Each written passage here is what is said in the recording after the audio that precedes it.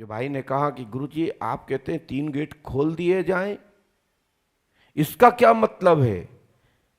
अरे भैया, गेट तो हमने बनाए हैं, लेकिन गेट पे खड़े होने वाले लोग हमने नहीं बनाए हैं, उन्होंने मुझे बनाया है। ये उनकी कृपा है। उन्हीं से कहता हूं कि तुमने यहां बैठा रहा है तो 3 गेट खोल दिए जाएं, पराशक्ति अदृश्य शक्तियों को अंदर आने दें। जो गुहार मांगने के लिए, न्याय मांगने के लिए, गुहार लगाने के लिए, मतलब अपनी अर्जी लगाने के लिए शक्तियां बाहर लाइन में खड़ी हुई, जैसे आप लोग खड़े हैं ना, ऐसे दिव्य पराशक्ति जिन आंखों से नहीं देखा जा सकता, वो शक्तियां बाहर खड़ी होकर के इंतजार करती हैं कि ये गेट खुले, उसके बाद हम प्रणाम करें। क्या बताइए ईमानदारी से, क्या ये तीनों गेट बंद हैं? देखिए आंखों से, खुले, लोग आ रहे हैं जा रहे हैं, लेकिन वो क्यों नहीं आ पा रहे हैं? क्योंकि उनके लिए अलग पहरा है। मानव जाति के लोगों को अंदर प्रवेश दिया जा रहा है, नर नारी को अंदर आने का प्रवेश दिया जा रहा है, लेकिन अन्न प्रेत रूपी जो आत्मा है, सिद्ध रूपी जो आत्मा है, दुष्ट आत्माएं हैं, जो परा दिव्य शक्तियां हैं, वो शक्तियों के लिए रोक लगाई गई है। इसलिए मैं कहता हूं 3 गेट खोल दिए जाएं। जिन्होंने मुझे इतने कहने पर लोग बुरी आत्माओं, दुष्ट आत्माओं का चीख छूट जाती है। अभी भी तो मैं बोल रहा हूं, लेकिन क्यों नहीं चिल्ला रहे हैं? क्योंकि मैं ये प्रवचन में बोल रहा हूं, ना कि मैं आदेश कर रहा हूं। इसकी यह पहचान है।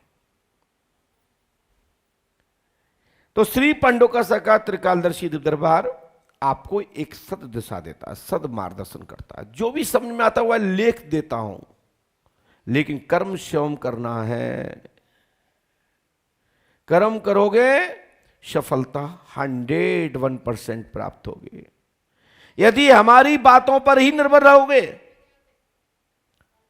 तो मैं आपसे कहना चाहता हूं, आपको दिक्कत आएगी। हमको सुनने के बाद नियम को पालन करना है, तब सफलता प्राप्त होगी। ये नहीं कि गुरुजी ने कह दिया अब तो काम हो ही जाएगा, ऐसे तो मैं जाने क्या क्या बोलता हूं। लेकिन जब आपको जो आदेश किया जा रहा है, व्यक्तिगत किसी व्यक्ति को निर्देश किया जा रहा है, जो गुरु वाक्य प्राप्त हो रहे हैं, जो अनुभूति हो रही है, उस सबको आप लोग जब पालन करते हैं, तब पर्चा साक्षर सिद्ध होता है। पर्चा लेने मात्र से, पर्चा रखने मात्र से कोई काम नहीं होते। आपको सबको यही करना है कि नियम से अपनी अर्जी कटवानी है। मूल दरखास्त 2100 रुपए, नियमित दरखास्त 1100 रुपए, और जिनके पास नहीं है, जिनने जो भी पर्ची कटवाई है, चाहे फिर वो 1 रुपए की हो, चाहे 0 पैसे की हो, वो स्वतः ही मान्य है।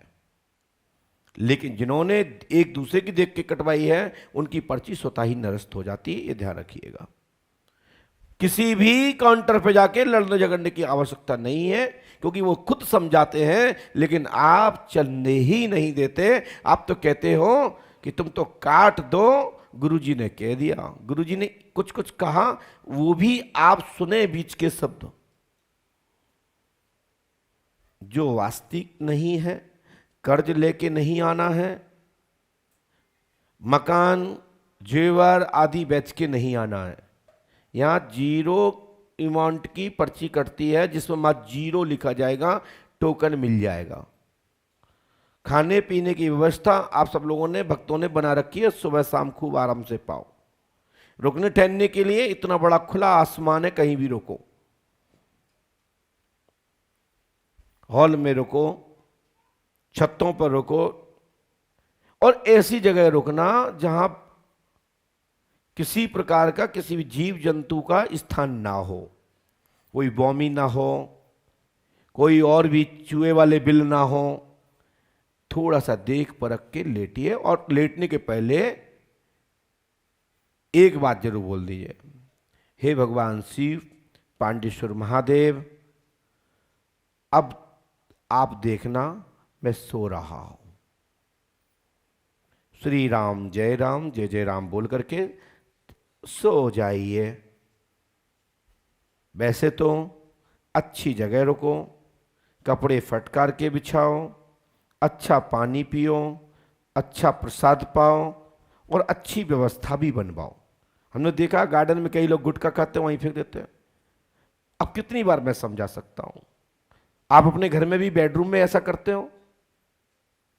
यहां गार्डन सबका बेडरूम है, गार्डन सबकी व्यवस्था है। ये घास पुष्प फूल इसलिए लगाए गए कि आपको आनंद मिले, अच्छा महसूस करो, इसलिए नहीं लगाया गया कि आप बर्बाद करो। अच्छी बात नहीं है। थोड़ी ये बार बार हमारी बात को ना बोलना पड़े मुझे, और आप बार बार इसको दोहराइए।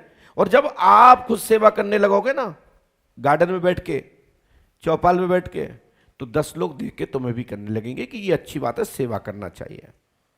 जैसे आप अपने घर में भी साफ सफाई करते हैं, राख रखाव रखते हैं, ऐसे यहां भी रखिए, तो अपना धाम और सुंदर और दिव्य और भव्य बन जाएगा। व्यवस्थाएं धीरे धीरे बन रही हैं, लेकिन व्यवस्था बनानी आप लोगों को है। ये इसलिए सत्संग के साथ साथ ये बात भी बोलते हैं कि जिसको आप सुने, ये भी सत्संग का एक बड़ा पार्ट है। साफ सफाई, स्वच्छ रहो तो निरोग रहोगे।